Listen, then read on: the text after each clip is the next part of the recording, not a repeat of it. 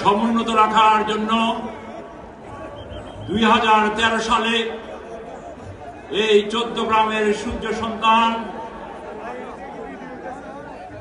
দেশনেত্রী বেগম খালেদা জিয়ার আস্থাভাজন ছিলেন আমাদের নেতা কাজী জাফর আহমেদ। অনেক নির্যাতন হয়েছিল ওনার বিরুদ্ধে। অসুস্থ শরীর নিয়ে এই ফেসিবাদের বিরুদ্ধে আন্দোলন করেছেন।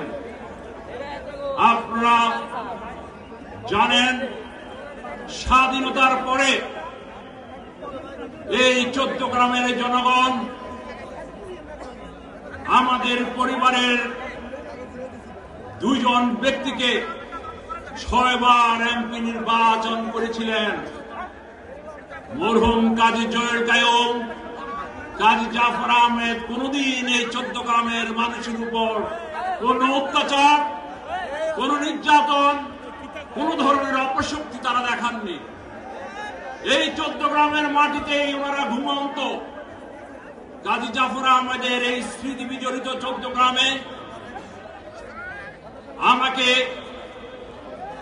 আপনারা যে ভালোবাসা দিয়েছেন, আমি জননেতা তারেক রহমানের সিদ্ধান্ত অটল ছিলাম। কোন অবস্থায় স্বতন্ত্র প্রার্থী থেকে বা কোন দল থেকে আমি নির্বাচনের জন্য নমিনেশন পেপার সাবমিট করিনি। এই 14 গ্রামের মানুষ শান্তিপ্রিয়। 14 গ্রামের মানুষের আজকের এই জনসভায় আমার বুক ভরে যাচ্ছে। 14 গ্রামের মানুষের এই জনসভায় আমি চোখের আলো দেখতে পাচ্ছি জননেতা তারেক রহমানকে সামনে রেখে। প্রিয় বন্ধুরা, মুক্তিযুদ্ধের অন্যতম সংগঠক ছিলেন কাজী জাফর আহমেদ। 62 শিক্ষা আন্দোলন, 69 গণঅভ্যুত্থানে জড়িত 14 গ্রামে 71 সালের পরাজিত শক্তিদের কোন স্থান হবে না ইনশাআল্লাহ। আপনারা যদি ঐক্যবদ্ধ থাকেন। গতকাল কামরুল হুদার সাথে আমার দেখা হয়েছিল আমার বাড়িতে। আমি কথা দিয়েছি রাত্রে প্রত্যেকটি ইউনিয়নের নেতা কর্মীকে ডেকে এনেছে, পৌর ইউনিট কমিটিকে নিয়ে এসেছে। আমি বলেছি জননেতা তারেক রহমান যে সিদ্ধান্ত নিয়েছেন সে সিদ্ধান্তই ফাইনাল। আপনারা আগামী নির্বাচনে ধানের শীষে ভোট দিবেন। শুধু 14 গ্রাম নয়, কুমিল্লা জেলার প্রতিটি আসন জননেতা তারেক রহমানকে আমরা উপহার দিতে চাই। আপনারা সবাই ভালো থাকবেন।